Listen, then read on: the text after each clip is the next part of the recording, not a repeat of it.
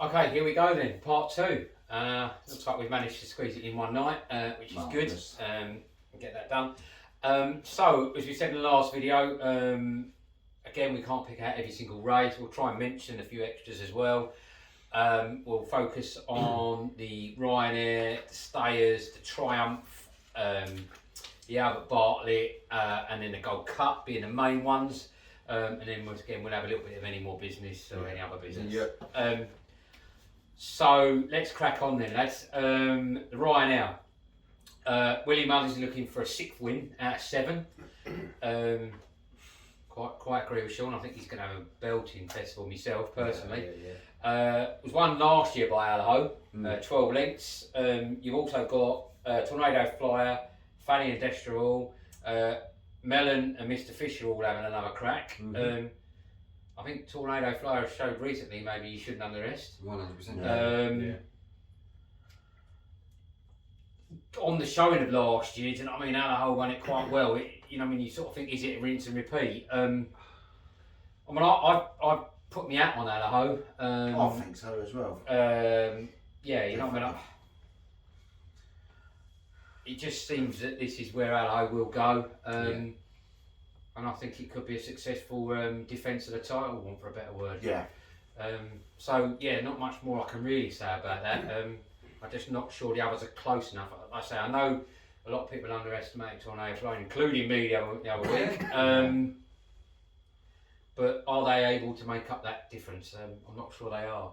So, coming in, Jamie, you sort of had first mention there, so I'll let you carry on. Yeah, I think Allaho, looking at the betting, you know, favourite, and he's won it from last year. He's got course form as well, and then the last time out, he beat fucking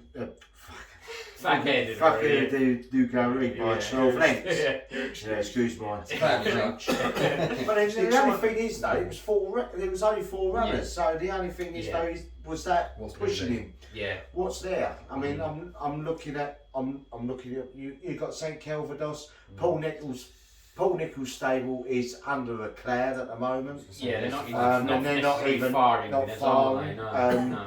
You could have like Sean Blue, who he might run. I'm not really sure. That fell at the Charlie Hall. That's absolutely like sort of lost his confidence, and also getting all the physio and trying to get him ready for him. So I just can't see anything else, to be honest with you. I mean, you've got Mr. Fisher. Mr. Fisher could go there. He might run there. Pulled up last year. And he could. It's a. You know, you're trying to find someone. Trying to beat the. I keep saying the Irish, but the only thing is that the Irish are absolutely just so strong in different departments. Well, at the end of the day, Jamie, they can't. You can't have a full Irish field because otherwise it's going to be boring. Yeah, but at the same time, though, you can't, as you say, they can't be held at fault for having a good Arsenal. You know what I mean? So if we was talking about in part 1 about the Cheltenham and all that, it's the only thing is though it's the English. People are going over Ireland who are owning, and it's because it's better prize money, and it's also they are bigger fields, more competitive than over here. Where the only thing is, some of the trainers are going, no, I will not sacrifice him to get beat because I want to hold his handicap mark or anything like that. They go to Cheltenham to make him, you know, convince him trying to compete with the Irish, but then you've got the English handicapper is looking at the Irish segment and going, he's missing. Yeah. Do you know what I mean? Well, that's a bigger picture, isn't it? For to me, I think Allaho will win that Ryanair because there's no competition at the moment. As you say, that's a bigger picture. Yeah, it's a bigger thing. Yeah, it's a bigger thing. Okay, go on then, Sean. Yeah, I mean, there's nothing. No, at all. Allaho for me again. Will do nothing wrong. Like Jamie alluded to be fair, once you start diluting that when the declarations go out, the field's only going to get less competitive. We already know Chacane's not going. Conflated could go the Gold Cup after what it did at the weekend. Yeah, which again, Asteria, Tornado Fire. But again, flew under the radar. Tornado Fire could go Gold Cup because has finished well in the Gold Cup before over here. Yeah. St Calvados, Nichols Yard's not running well, and Ergemine we know is obviously not going to go there, so that comes out of betting. Exactly, Asteria Forlonge is a capable horse if it stays upright. But then also another open outside the box could be a small field. Yeah, that's what I mean. Once you start diluting these, the field will be depleted to a point where it will become even less competitive. So again, I agree with Jamie and yourself. Allaho, I do think will win. Chamblou, I think has got a sniff each way, depending on whether it runs there or Ultima. Yeah, fair enough, mate. Okay, Mark, anything you can add differently, or have you got a different selection? Well, Shakan was one I was going to go for, but obviously, as we all come to light, it's obviously not going to run in that race. You know, I thought. Beat Allaho, obviously over a shorter distance, and with 2 miles 1, we're now up to 2 miles 4. Energumine's got an entry in this race, but I think we know where Energumine's going to go. It's going to challenge Shishkin. Aplutard's got an entry, but I think it's going to more likely go Gold Cup. Mr. Fisher, you never know what you're going to get out of that horse. You really don't. Sometimes you pull some cracking victories out of the bag. Sometimes. Tornado Flyer, 28 to 1 winner in the King George. Fantastic ride, really can't take away that performance in there. I thought some of the horses were very disappointing. Was it more that the horses were disappointing, or was it the fact Tornado Flyer was inch perfect? I believe it was a bit of both. I think it was inch perfect in that race. Conflated won the Irish Gold Cup, but I don't know where Conflated's going to go at the moment. You never know. You got St Calvados, Envoy Allen's got an entry, but I think my actual selection was going to be Shakan, but I'm actually leaning towards the favourite Allaho. He won this last year. It's been in pretty decent form. It's a course and distance winner. 8 years of age now, but I think it's only going to get better and better. And I think what Jamie stipulated, it could potentially be a smallish field this year in the Ryanair. I think that will suit Allaho down to the ground. I said it's won last year, and I think it will repeat again this year. So Allaho for me. So we're pretty much across the board on that. We certainly are. Okay. Let's see if we're wrong. Let's see if we're right. Okay, then let's move on to the stairs, which has obviously always been a very popular race, hasn't it? Let's be honest. I don't know where this is going to go. If I'm completely honest, lads. When I last looked at the top of betting, you got Flooring Porter, Champ, Time Hill, Classical Dream. On my notes I've written down here, let's be honest, and I think I'm right in saying they've all been a bit underperforming, or a race here and there. Paisley Park, Mark, one that you've always been a horse you've always liked, or been a fan of. Paisley Park sprung somewhat of a surprise, winning the Cleeve. Certainly having not won since winning a long walk back in 2020. So many people had written Paisley Park off and said it's had its 15 minutes of fame and all that sort of stuff. I can't really say I wasn't one of them. Excuse me. So I don't know where it's going to go. I'm gonna, because as I say we've got to pick one. I'm gonna stick with. I'm gonna put me out on Classical Dream. You watched it on the day, Sean. We spoke while we was at work. I missed it, unfortunately. His poor fall for Gowan or Garan, however you pronounce it. He's 10 lengths behind Royal Kahala, as you mentioned off camera a few minutes ago, Jamie. But for me personally, I just hope it's a bad day at the office, which we all know they can have. I was still suitably impressed with the way he beat Flooring Porter at Leopardstown in a Christmas hurdle. He won it in a manner that impressed me in the respect that, as I say, we know he underperformed last time or had a bad race. I hope it's a bad day at the office. But I was just impressed to the point where I know people said he got an easy lead and all that was brought up at the time.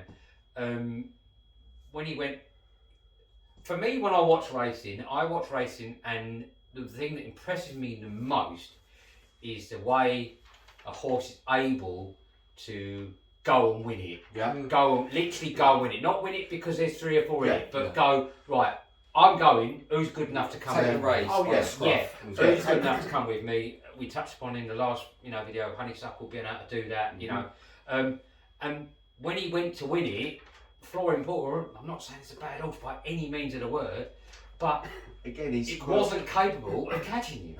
Again, he's a quirky horse as well. Yeah, he is a quirky horse, and maybe he had a bad day at the office. You know what I mean? Who knows? But what impresses me, and this is what I love about racing, and this is where I come back to the point that we briefly said at the end of the other video about, you know, how can you be down on the festival? You know, seeing these horses, really good horses, all come together, and then one go, right, I'm going to have a go at winning this. Who fancies a challenge? You know, and when you see one step up, that is what takes my breath away. Yeah. You know, and I got that feeling against Flooring Porter recently, you know, or before the last. Yeah. When he went to win it, Flooring Porter was in behind, working hard. You know, a great horse. Don't get me wrong, but he couldn't do enough to stay with him. So that's why I'm sticking with him. I could be wrong, and who knows? But for me, Classical Dream in the Stayers. Paisley, as you say, come back. Here's me rabbit on now. I'm always telling you lads to not rabbit on. You know, well, maybe we were all wrong to, or certainly some of us are wrong to cast aspersions on Paisley Park, and maybe, you know, maybe he's back. Sticking with Classical Dream, I'm afraid.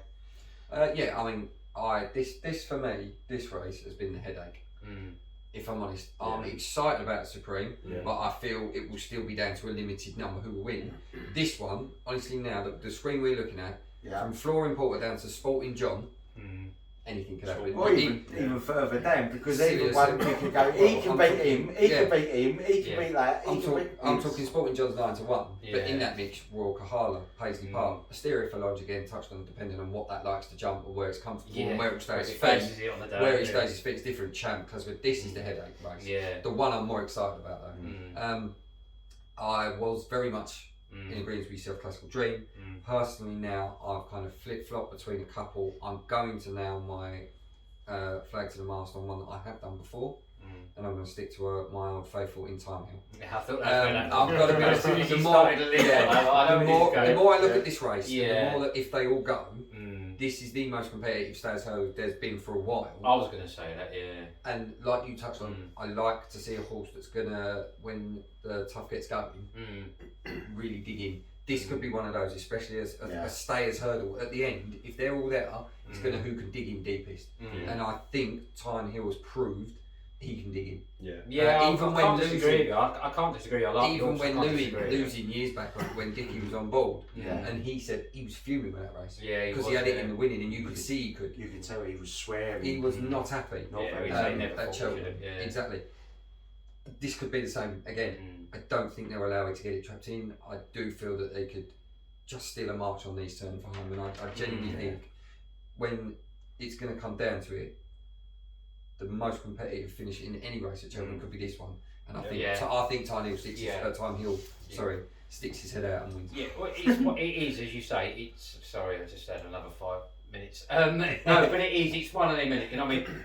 Their names we just mentioned, and even as you say, going further down, they're all capable of exploiting a bad day, chink in the armour, and I can't really argue against you because they're all capable of what they've shown of being able to, you know, should they be the one that goes, right, well, I'll have a go, who else is having a go? I mean, they're all capable of doing it. I mean, it's such an open race for me in the Stayers division because it's like you always, we have big bucks. You're never going to see another big bucks or English Driver or, you know, we're winning like 2 on the bounce or 3 or 4 on the bounce. This Stayers thing, it's just, since big bucks like retired and that, it's different horses have won, and then a big prices one like Let's Go Oscar and Soul Whip and things like that, you know.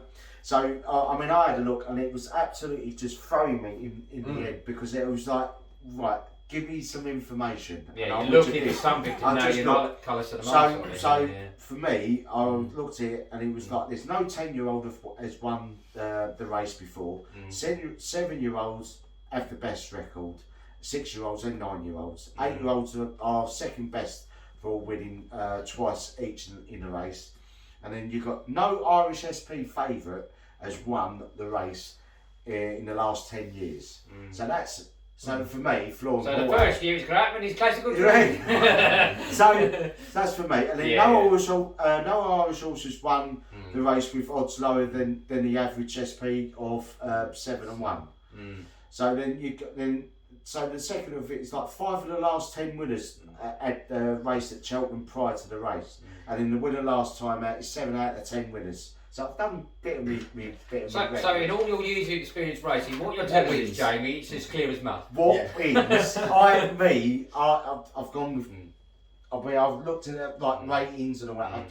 I don't do sort of ratings because I normally look at how I look at it and also gut feeling, and I don't look like student form where I look at the form. You run out of everything else. To look at. I don't look at the form, but I don't look. I look at the form, but I don't look at the ratings or the weights. You know what I mean?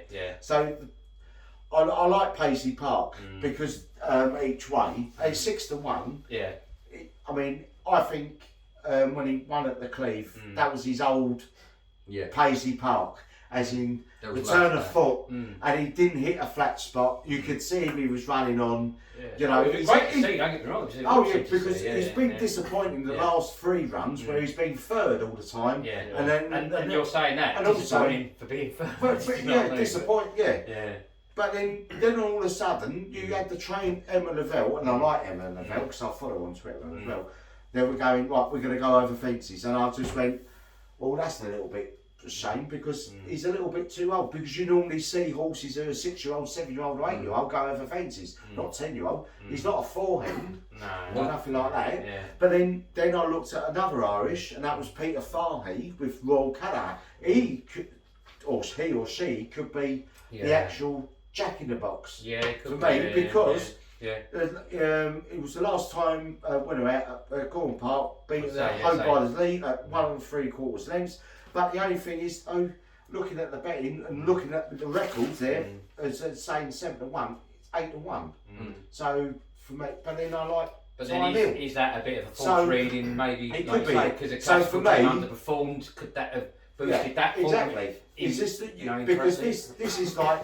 Like I say, it's if he beats him, if it's like that one.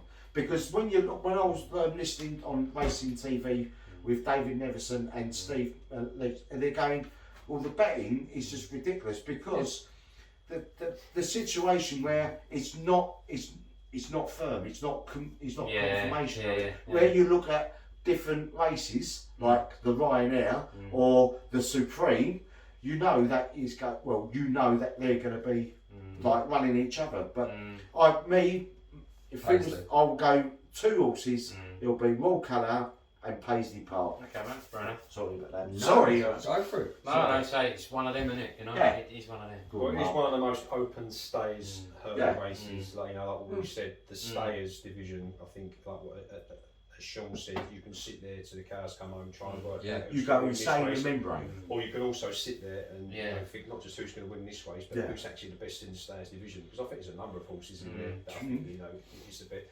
There's a few you mentioned, like Sean mentioned about Sporting John. You've got Thomas Darby. I think Mellon is made to stay as well. It always excites me when I watch Mellon. There's another horse, This to Go Oscar. This to Go Oscar, which is 33s. You've got Song for Somebody. You've had a few backs before. Song for Somebody's not a distance. It's not run that distance before. But we all know. But you got last year's winner Flooring Porter. At the moment it's 11-4. We'll never forget Champ's superb RSA victory coming in between Minella Endo and Allaho. Off the screen. Off the screen. Time Hill, which is another one we've always said. Classical Dream, who was sensational at both Punches Town and Leopards Town. A few question marks over its last run at Gordon Park. But I think, as Sean said, that's a special horse. There was a few negative feedbacks from his run at Leopards Town, but at the end of the day, the jockey got the horse going at the right time and beat the rest of the field. Where are you going? I'm going to Paisley Park. I'm going to Paisley Park. He was third in this race last year. He's had 4 wins from 7 starts at Cheltenham. As Jamie reiterated, continuous thirds at Weatherby, Newbury and Ascot. Recorded its first win since the 19th of December 2020. When it was 150-1 in play in the betting coming round the corner up the hill at Cheltenham. And as we said, it beat Champ, who I was toying between the two, who I was going to back in this one. And as Glenn said, that's the Paisley Park that I know. That's the Paisley Park that I love to see. Absolutely. Did it take a lot out of that horse in that race? Did it look like it when it finished? It looked as fresh as anything when it won, and that's why I think that as a 10-year-old, as you reiterated, Jamie, you know, I think it's just got a second wind, and I think maybe like I say, maybe it's just rediscovered a bit of a love for the game. Which, you know, some horses do. You see some horses run and you see them go well, and you see them do a few races and you think, you know, it doesn't look like the horse doesn't seem to be bothered or doesn't really want to take part anymore. Then all of a sudden, bosh, you see them win like that. But you know, that's just one I'm going to back because you know, it's a love for the game, it's a love for the horse. But then, will he do the same thing like he did in the Cleeve Hurdle? Instead of jinking at the start, yeah, he does that, you're in trouble. But you don't know, do you? No, we don't know. I think it's going to be one of those races where I think, you know, we're all going to sit there, you know, you're going to back whoever. Sure, I think we all know who we're going to back, and we're going to sit there and be like, you know, we literally do not know who will turn up on the day. It's the old poem. And that is what makes it exciting. That's what makes it exciting. But it's just that now in the end, 11-2 favourite, Paisley Park wins the stakes. Okay, mate, fair enough. You can have that in a double with an ergometer. Alright, okay, well let's move on then, lads. The Triumph. Now this one's interesting, I think. Really interesting as well. The festival's interesting, let's be honest, full stop. Bear with me, because I've got a few notes written down here, lads. Now, a couple of them are blocked horns at the top of the betting. Pipe Race course and distance form has beaten Vauban or Vauban, however you pronounce it, by half a length in his first race for Mullins. They're both 2-1 when I last looked. Then you had Fil Door, who's unbeaten. Fil Door again, sorry, apologies folks. Who was unbeaten in 3, looking like a very good thing, but then quite comfortably dispatched by Vauban or Vauban, however you pronounce it. So again, it's another one of them where it's, you know, they've all done something right, but all done a bit something wrong as well. I'm going with Mullins because I say I can't help but feel he's going to have an awesome festival. And I know people may not agree with me or may agree with me. There are other trainers. No, I know, of course they are, but you know, you can only go with what you feel, innit? Poor bleeding bugger, they even got a mention. I know, but you know, Nichols, as you say, has not been informed, and he'll probably throw a spanner in the works along the line. As Sean, you said before, you know, or as a lot of people will say, you know, horses for courses, as the saying goes, and we should all listen to Cheltenham, you know. But I'm going to throw it out the window, and I'm going to go with Mullins. Rishi was really keen on him before that race, when he won by 3 lengths at Leopardstown. That man knows how to find a good horse as well. So yeah, I was suitably impressed with that, and you know, again, who knows where they'll go. Piper's got entries in other races as well. That horse has looked fantastic as well. But yeah, what I read, that Piper and Fil Door are going to definitely will be running in the Triumph. And I thought that Piper was impressive. Even though it was a weak field, in my mind it was a weak field. But it looked, you know, it just suited Cheltenham down to a grand. It's like where we watched last year. Was it Adagio with is it Adagio or with one of the Shrewsbury Times one? And that was that looked impressive in the trials, and it didn't compute on the festival. Do you know? But I like Piper because it took me on the eye. It travelled. It likes the Cheltenham course. It's an ex-Queen horse. It's an ex-flat. You're going to get quite a few. There's quite a few flat horses there. So I think Piper will win that. And also looking at because now you've got what's the Ryanair owner, the Mauve Micro O'Leary, the Giggingstown. They're going to go away. These new owners are going to be. They're going to be on it because they're starting to buy quite a few horses and all that, and I think you're going to see the red and white colours quite often through from now to a few years' time now, because Gigginstown now are going to start shutting down. Well, I think they'll be the next one. And I think Piper, I think he'll win the Triumph Hurdle. I believe. I think. Yeah, I'm going to be honest. I was swaying to Vauban, but if I'm honest, the more you look into it, the more I feel. I do agree. I think Piper is. It's almost like it was made for Cheltenham. That sort of horse. Well, as I say, you know, I mean, I'm not saying anyone sensible doesn't argue with course and distance. Yes, but again, that can go out the window when you have. I've decided to completely throw that out the window. But again, when it comes to Mullins, that combination in those silks, we know that it will bring something special to the table. I do fully believe that this is a special horse. I just believe, like Jamie alluded to, I think Piper might just be a little bit more special. Yeah. You would have thought that Piper would have gone, don't like hurdles, because it wasn't impressive on the flat for the Queen. But again, and then goes and does that. I think that was so impressive, and I think that's as I catching. You heard that here, Mr. Mullins. I backed you. I mean, that was the toughest decision I've had to do. I think what you said earlier, Jamie. You know, like yes, there is other trainers in this race, but I do feel this one is going to be Gordon Elliott against Mullins. Yeah. But, you know, I think Vauban, I say, was very comfortable in its recent win at Leopardstown, beating Fil Door. You know, you've got some other each way shouts potentially in there. You've got Porticello for Gary Moore. You know, you've got Night Salute for Milton Harris, who is a course and distance winner at Cheltenham and has won the last 4. So it's going to be going there with a lot of confidence. But I do like Piper. You know, I think you know it's recorded wins both. You know, Leicester and Punchestown. You know. 11-8 favourite win at Cheltenham. I know Jamie said it was a weakened field, but having said that, being a weakened field, if the horse takes to the course and you know jumps well, runs well, which is exactly what he's done, regardless of whether it's a strong field or not, it's going to go there with some superb confidence. I think Gordon Elliott has got a real top quality horse. Just before we obviously get on to the Albert Bartlett, I believe, I think me and you have just looked at one has caught our eye there, the exact same one, which is a Dr. Parnassus. Yeah. For the Skeltons, it was yesterday, wasn't it? It ran, and it won. And it won very well. Again, more of a place one, but at 14 to 1, I think it's a great show. Yeah. So, unfortunately, sorry, Mr. Mullins, but Gordon Elliott gets the nod in this one. 3-1. Yeah, that's 1, 2, 3. So 3 pints of Guinness, I'll let. Well, we'll see. As you say, we'll see.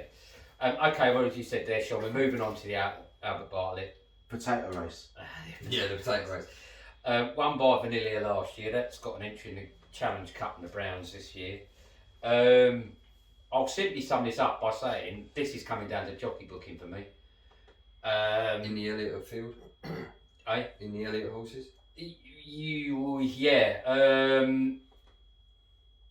I can't really rule many out in this, to be honest. I like the chances of a few. Ginto was a favourite when I last looked. And he easily swept aside an early anti-post for me, Hollow Games. Who was quite disappointing in his last couple after winning his first 4. 9-1, I think Hollow Games for this now. And in those defeats, he was behind. Get the 2 round the right way. Minella Crooner and then Minella Crooner for Elliott. Now. That's going to be confusing. I'm going to say the first one, Crooner, beat Crooner recently. It's almost as good as Jamie's fat-headed degree. Now he beat,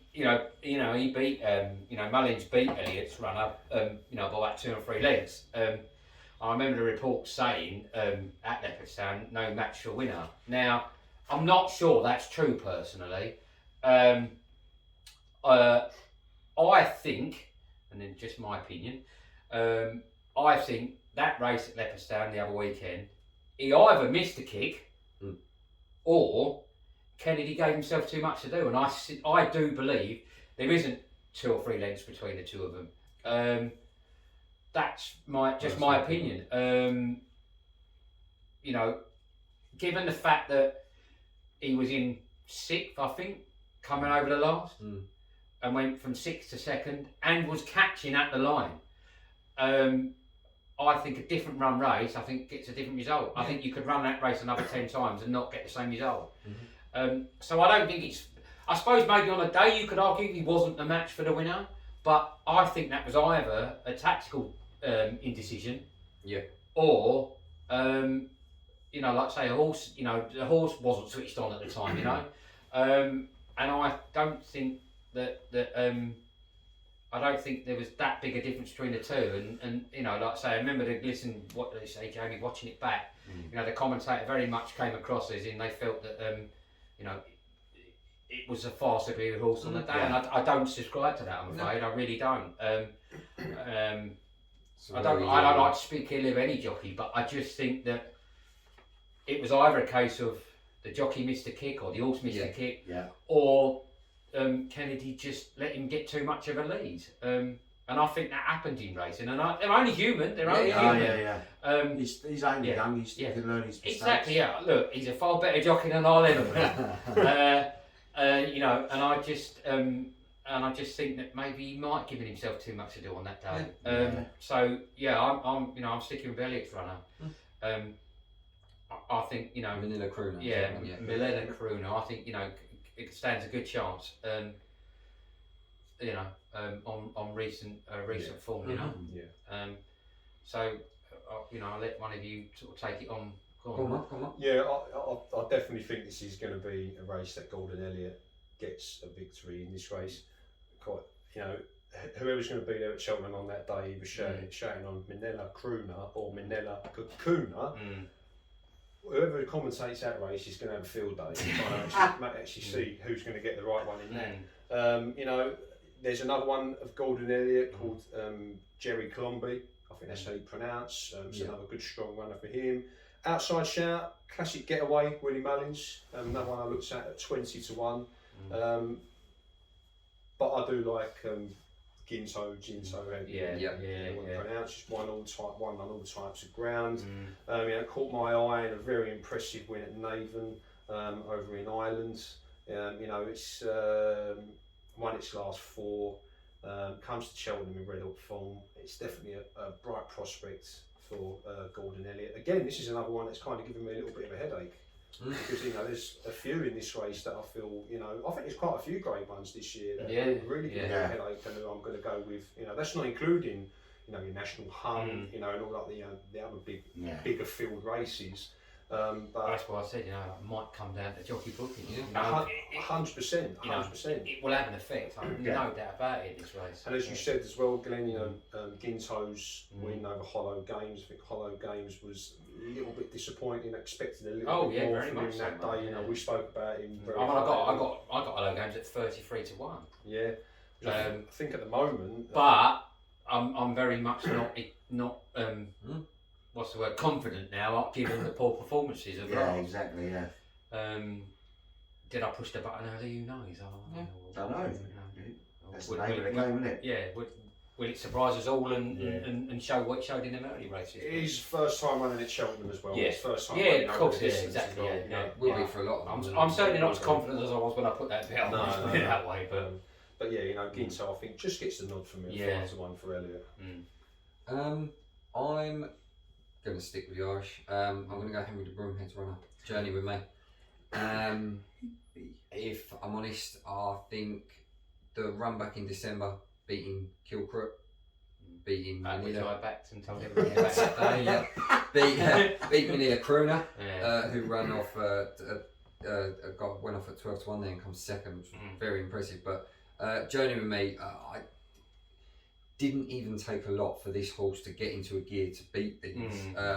When they turned for home, as they put it here, 2 out when he was shaken up to take the lead, there was no catching. And we're talking he beat Kilcrook, who everyone went on about, went off at 4 to 9 that day. Who has kind of returned who has kind of bounced back. This one was beat it by 5 leads and probably could have gone more if hadn't had separated himself enough to Rachel to ease down. Couple that with the fact that it ran off 12 stone like they did then anyway, on that sort of ground. I think stands a fantastic chance. Hasn't run since that win. Was planning to, I think, late January, didn't get run. But for me, Journey with me. I've got to be honest, and I feel bad for not talking about that horse because I was impressed with that run. Yeah. And as I say, on that day, I'm no racing oracle by any means, No. but I picked it out that day, and I just thought it had a very good chance that day. Yeah. So like I say, for me, Journey so I with feel Me. a bit guilty, not sort of. But there's such a good field. I mean, like you say, with the other horses in there, I just feel that it will come together quite nicely. I think the race will run very well for Journey with Me. I think can sit just behind a strong pace, come off that strong pace up the hill as long as it suits, and will. And again, you can imagine Rachel. And Rachel on, and we'll go away. I think the other one I like is the Henry Daly Hillcrest. I think will run in this. Scrap the last race where it unseated. Yeah, monster horse. Yeah, Just I think put a line through that. Yeah, put a line through that, and I think at 14 to 1, it Well, if will I be a remember right, competitive wasn't he field. hampered as well? Though? He I don't was think it was a straightforward. No, it he was yeah. hampered. Yeah, Where so Hyperbrook I think, just fell. I think in what will be a competitive race, I think he is a horse that can cope with that sort of competitiveness. Yeah. So Journey with Me, each way Hillcrest. Fair enough. Jamie? Well, I haven't gone for an English trainer, and I haven't gone for an Irish trainer. I've gone for a Welsh trainer. And I've gone for Skytastic. No runner, no bet. 25 to 1 each way because you're going to have big old odds. Oh Jamie? yeah. It's a Brownlow bonus. I think you're going to have a few bookies. Will be through the Cheltenham. Yeah. We're going to have a few like 4 places, 5 places, and that. Looking or watching his last run at Doncaster. He jumped really well. Despite he's a novice, he was really well. He travelled through the race, didn't make no mistake. He was 2 miles free, or you can call it 2 mile 4. I'm not sure why he's a big price because Sam Thomas has won the Welsh National with it will do it, it will do it. So he's capable, and he's I reckon he will do well with the Albert Bartlett. I think no qualms with him. I think he's a future 3 miler. He could go. He'll be a future stayer racer. You could have him in the stayers for next year. But I think that a 25 to 1. I think it could be a good each way. I think he will do well at Cheltenham. Okay, mate. All right. Well, that moves us on to the final big race of the meet, the Gold Cup, lads. Who everyone wants to win. Yeah. Even me. Yeah. Let's hope we have some massive winners and we're able to stay there for the Gold Cup, eh, lads? That'd be right, wouldn't it? I'm going to be quite brief, and I'm probably going to steal Sean's thunder, quite possibly. And I feel Jamie's. James, yeah. So I won't go on too much, but I'll let you lads make a case if you can.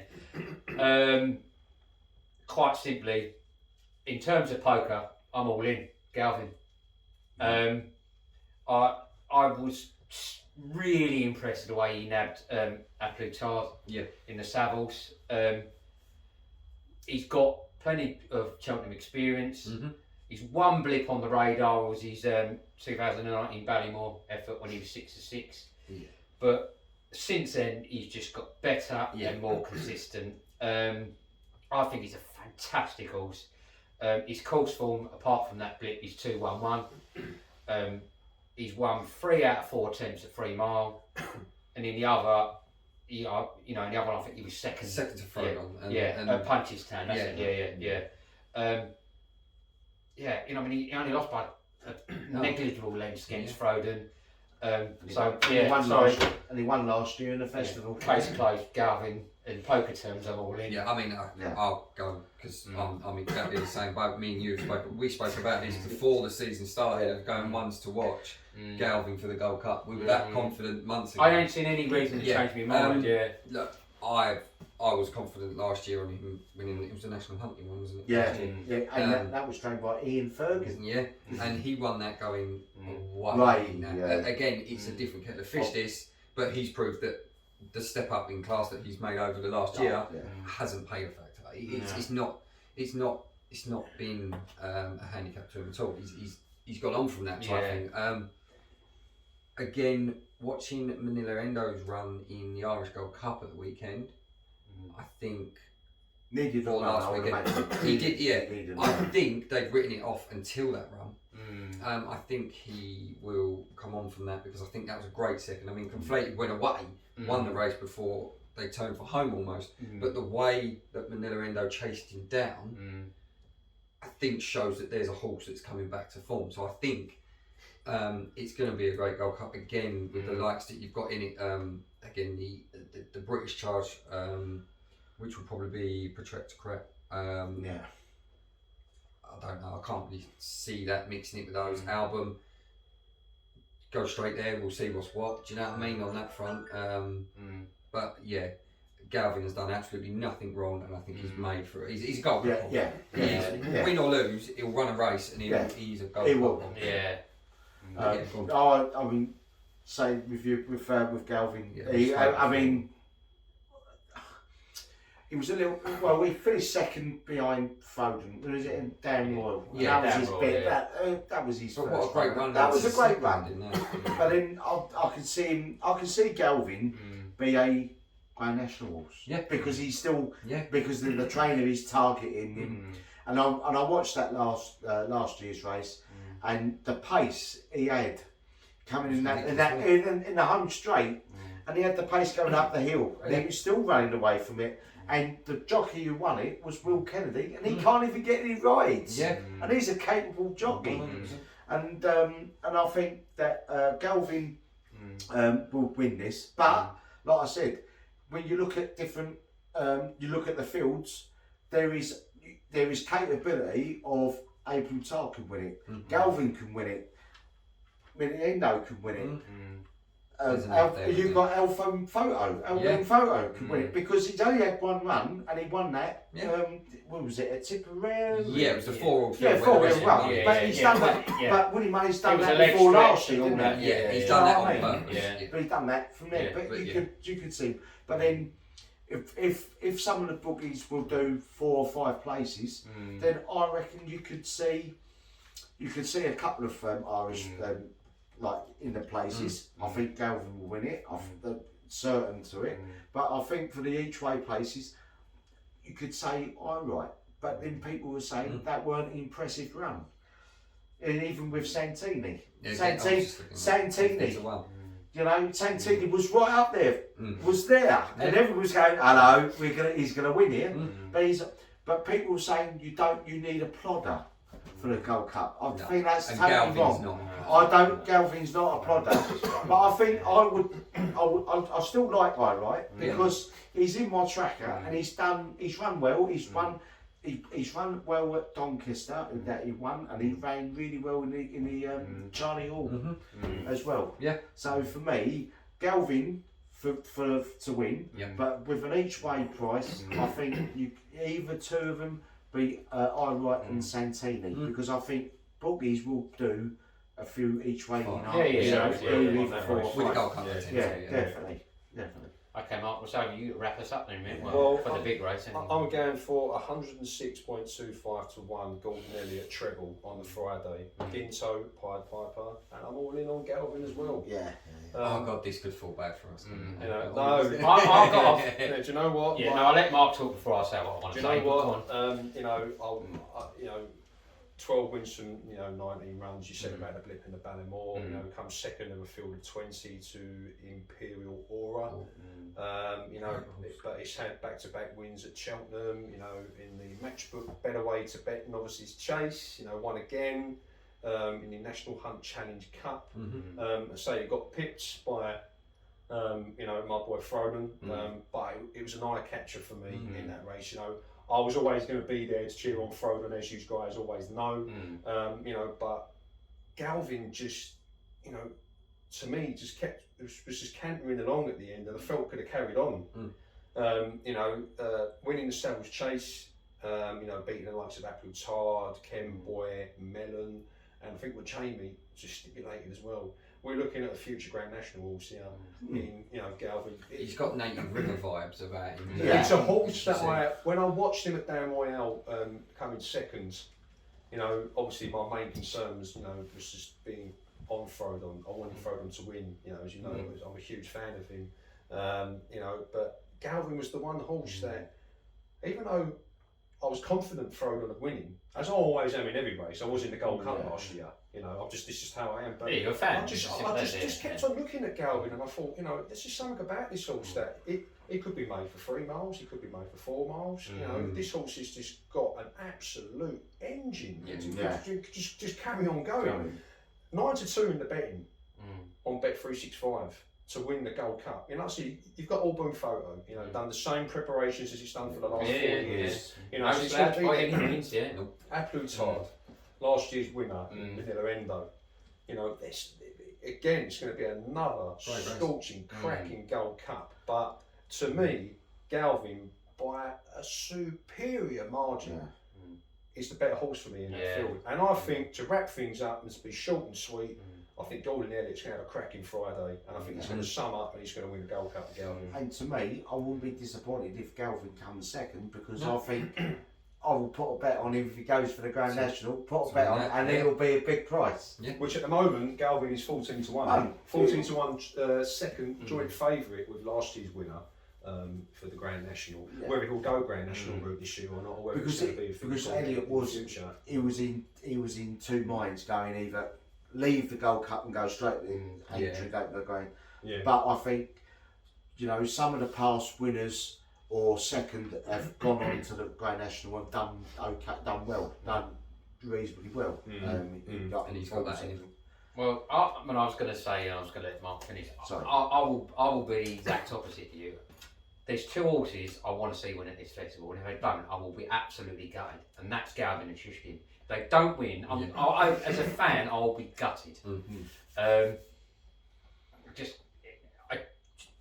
It's another awesome horse. If Galvin doesn't win the Gold Cup for me, the only other horse that I think, from what I've seen, and its preparations like it's been every year, I think Boum Photo will definitely be up there in the placings. But I just think Galvin just ticks every box for me this year, and I think we're going to see something special. I'll just take it to heart. I just want to see him winning. I don't think Willie Mullins is doing the Henry Knight version of Best Mate, because she was only just running in 1 or twice, going over Exeter, and he's done that. That's all it is. As I say, don't get me wrong. There's still your wrap up. So actually, you know, just to chuck it out, you know, it was 106.25 to 1 for that. I feel like chucking in Tiger Roll as well and going for 4 gold. I think them 4 horses to me are Gordon Elliott's best chances of festival victories. And I'm going to be there on the Wednesday, not only to see Allergamine make it 1-1, and then see where we go after that. Sorry, might not be talking after that. Might not be. I could be getting some sort of abuse from people. But listen, do you know what? I don't care. You know. Go in his car on the way home, Got my own car park around the corner. Might just lock the doors and drive off. But look, you know, I should get excited to talk about it all day. Yeah, absolutely. Just awesome horses across all the days. Awesome races across all the days. I will just be absolutely gutted if those 2 don't win. You know, in the other races, I've backed up horses. If like say, if Journey With Me wins or Pied Piper wins, I'll still sit there and go, brilliant, fantastic. Yeah, fair play. But if those 2 don't win, I will be gutted. I'm very confident over the over the 10, 11, touching 12 races that we mentioned. I feel that a lot of the horses that we have mentioned, I think they will be in the winners' enclosure this year at Cheltenham, unless something drastically happens. Fingers crossed. You know. Well, look, lads, you've seen me. I talk about it every year after the festival. I always go back and I always look at comparison of winners and odds winners at the festival, or the jump season, shall I say, and then compare that to the big Ascot meets on the flat and stuff like that. And yes, we do see big winners. We saw 66 winner to 1 the other day. It happens, and we picked out some short odds winners, you know, and believe they're going to win. And we might see some bigger price winners. But I tell you here and now, I'll say to anyone, go back and look at the research. Look at your comparisons of the jump season to the flat season. You will see a very big contrasting difference between big festival, big meet winners odds compared to the jumps to the flat. So we could get some surprises, and there's always 1 or 2, of course there is, but I'm telling you now, you know, I do it every time to you tonight. It's on our WhatsApp every time. So, you know, maybe we're wrong, maybe some of these awesome horses don't perform. Either way. But for me, if they don't perform, another great horse that's not far behind Exactly. will come and scoop up the the spoils. So that's it then, lads. That's the festival wrapped up. Any other business? Anybody else want to mention? On Thursday, Bob Hollinger. That's well, we special can't go horse, by without mentioning Bob. But again, that would be another great horse. But that's for me. But gonna be somewhere, gonna perform, isn't he? Can't wait. Yeah. So that's it. That's the festival wrapped up. That's our 2 parts done. So much racing across the days. Can't talk and give everything the attention it deserves, really. As you say, Mark, thankfully 2 days will be there this year, which is all probably come live from there anyway. We'll hopefully we'll be able to do a bit of a live thing. Hopefully we'll be able to come from one of the local pubs or bars or whatever. Yep. Apologies in advance for slurred words and all that. And officially, there is no barricades, and there's that straight, clear road on the way to Cheltenham. Yeah, we're on our way. We're on our way there, lads. All booked up and everything, ready to rock and roll. We're there.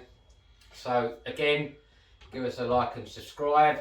Get involved. Comment below. Let us know if you think we're wide of the mark, if we've missed one. Yeah. Have you got a massive outsider that nobody else can see or nobody else has seen? And Go from there. Yeah. Share it if you're feeling generous. Share on Twitter as well. And then I suppose from then on it's Saintry after that, I guess, isn't it? Yeah. So we'll get round the table again for that. Yeah, lovely. So good luck who you pick, and I just hope we all have some good winners. Yeah. Lovely. Yes, please. Alright, see you again for the next one. Aintree is after that. Yeah. See you, Chelsea. See you later. Bye. Ta-da.